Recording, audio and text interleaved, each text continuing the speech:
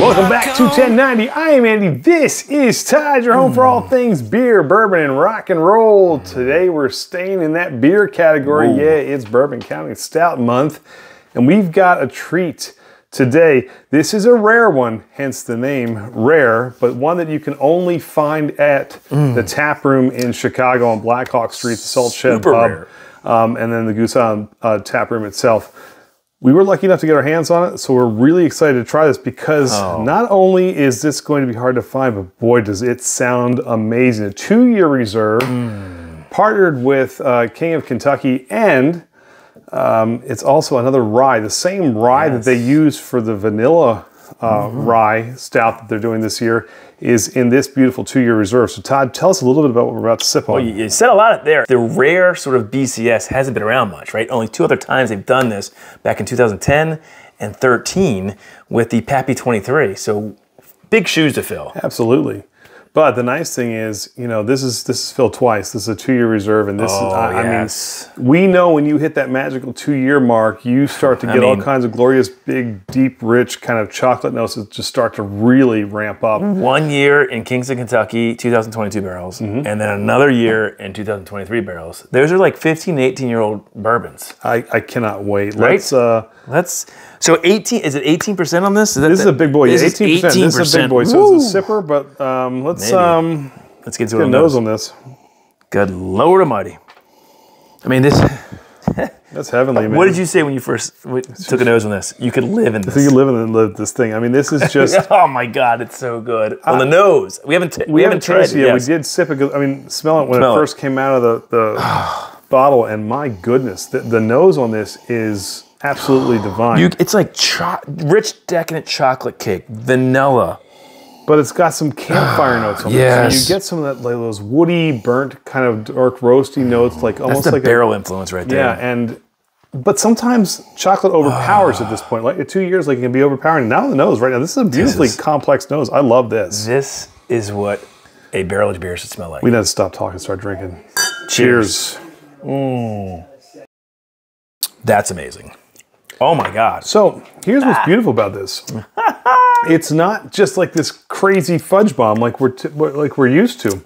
You do get a lot of chocolate notes on it, but there's so much more going on. Well, and you get some beautiful cherry notes on here. Yes. You get a lot of the wood influence on this, which I really, really like. The barrel's just kicking on all cylinders on this thing. Yes, that oak presence is big there, but the chocolate fudginess is there. But the vanilla is there. And I think the rye tends to balance things out on a barrel-aged beer because of those sweet, savory, spicy notes kind of coalescing together. Because sometimes sweet on sweet with the bourbon, and bourbon can actually be a little bit overly, cloyingly sweet. This is balanced so bloody perfect. There. Yeah. That I'm trying to pick out. It's almost like this is not the right word probably, an apple spice cake. Like there's a fruitiness that I'm picking up that's with like spices that are cutting through some of that chocolate and that oak, and there's tannins that I'm trying to figure out what that is, right? There's a sweetness underneath that decadence, underneath that spice, if that makes sense. And I'm with you. That's that balance I was trying to refer to, because honestly, this can be either overly sweet and decadent or overly tannic too. You're right. Sometimes you can get the reverse effect. Holy shit. This is all just... First of all, this is 18%. That's really dangerous. Yeah, and especially for those of you who are probably going to drink this on tap, because our friends in Chicago... Tell us what you think about this. For everybody else, if you find a friend grab 1 and 2 in the Windy City, call them and tell them to pick you up 1 or 2 of these, because they're absolutely glorious.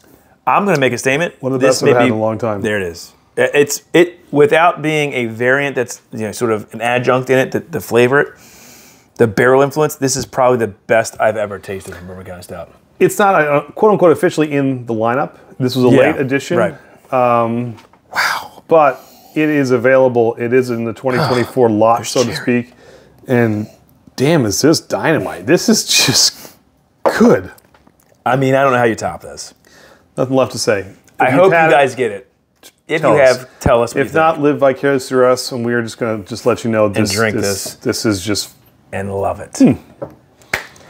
But we have more to come, guys. We're not done. Yes, we do. Lots on the way. 2024, we are liking what we're having so far from the Bourbon County Stout lineup. This little addition has been welcomed to the family because, man, is it good. Wow. But again, comment below. We'll talk to you. We'll banter back and forth. Come hang out with us on Tuesday nights. All things beer, bourbon, and rock and roll. We have on distilleries, breweries, guests, all kinds of good stuff. Patreons. Thank you for being the best patrons if you're not a patron on YouTube. And if you're not, come join us. We've got all kinds of single barrels and fun things going on. Yes. Events, calendars, advent calendars. It's all fun. But in the words of Joe Elliott, the great Joe Elliott, until next time. Oh, and there will be a next time. Cheers in. Rock on, guys. God, this is good. Let's have it in a glass right there.